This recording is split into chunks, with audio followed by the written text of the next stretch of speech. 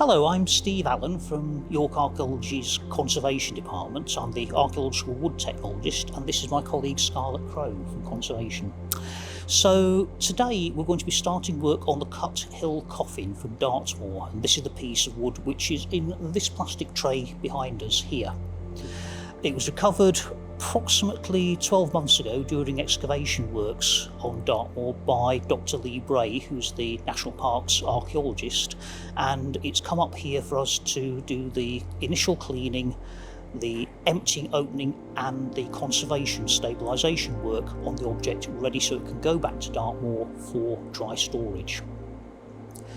So the plan this morning is we've got a tray ready to put the object onto when it goes through cleaning and goes through treatment. Although there are some cracks in the lid which people have seen when it was originally lifted, nobody's actually looked inside the coffin to find out what exactly it is that's in there. So this is going to be something of a surprise when we come in to take the lid off tomorrow morning.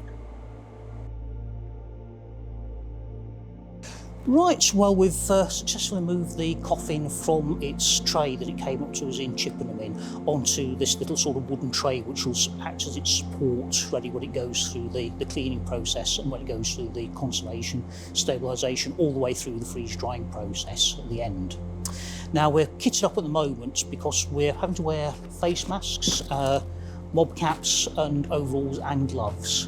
Now the reason we're doing this isn't to protect us from the object, it's to protect the object from ourselves. One of the aims of the project is that the contents may contain cremated human remains, and those are going to be sampled if present to see whether they can extract any DNA evidence. So obviously what we want to do when we're working on this is to eliminate the possibility of any DNA contamination from ourselves.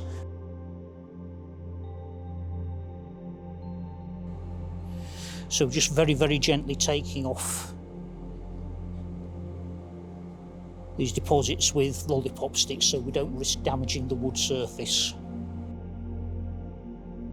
So we're now continuing with the excavation of the coffin.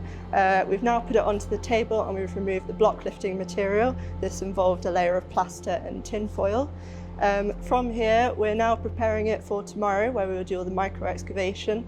This has involved removing quite a thick layer of peat and mud that was left on to keep it stable while they block lifted it. During this excavation period, we've noticed there's been some root damage in one area, but overall it's not in too bad condition considering how old this wood actually is. Once we've cleaned off most of the mud from the coffin lid and the coffin itself, we will then wait till tomorrow, we'll keep it wet overnight, and then tomorrow we'll do the grand reveal and we'll take the lid off and we'll see what's actually in there. Right, it's Tuesday 1st of July and we're here now with Dr. Lee Bray from Dartmoor National Park Authority, Rebecca and Catherine from Digging for Britain and Tony from BBC Science News team. So the aim this morning is for us to uncover the coffin from the wrappings we put over it yesterday evening, to have a look at the lid, remove the lid and start removing the fill from inside the coffin.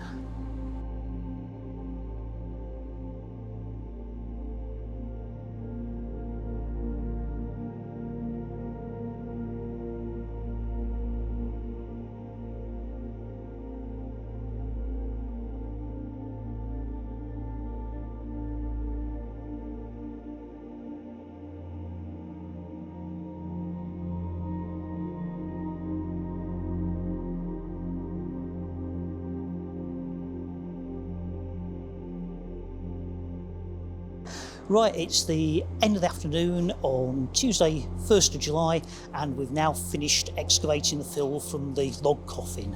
So we've had a team here from Digging for Britain, we've had Tony from BBC Science News team as well, who's been doing some more filming and reporting on the work we've been doing.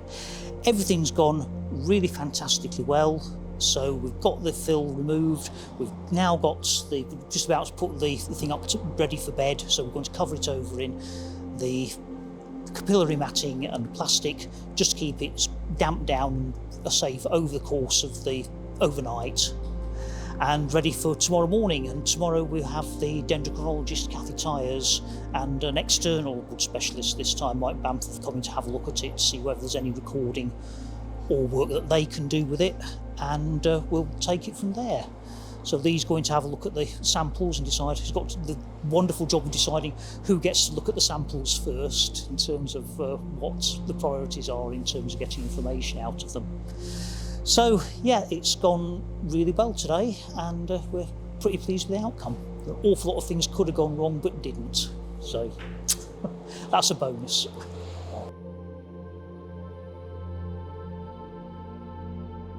We are currently on day 3 of excavating the Cut Hill coffin.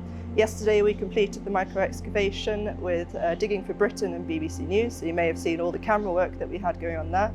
And today we have several specialists that have come along. We've got Lee Bray, who is the project manager for the project, and we also have Kathy Tyers and Mike Bamforth, who are specialists, who will be taking analytical samples today for further analysis. Going forward from specialist analysis, with the oak coffin will then go into treatment in our conservation lab.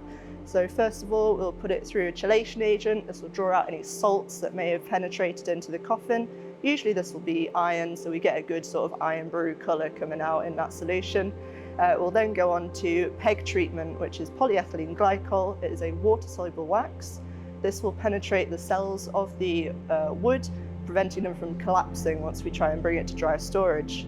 This will involve putting it into a freeze dryer, where it will go through a process called sublimation, where the water will freeze and then transformed from a solid immediately to a gas, removing any capillary action. And from there, we will then tidy it up, and hopefully in the near future, it may go on display one day. Right, well, we've just come to the end of the sort of most of the intervention stage of the work on the coffin.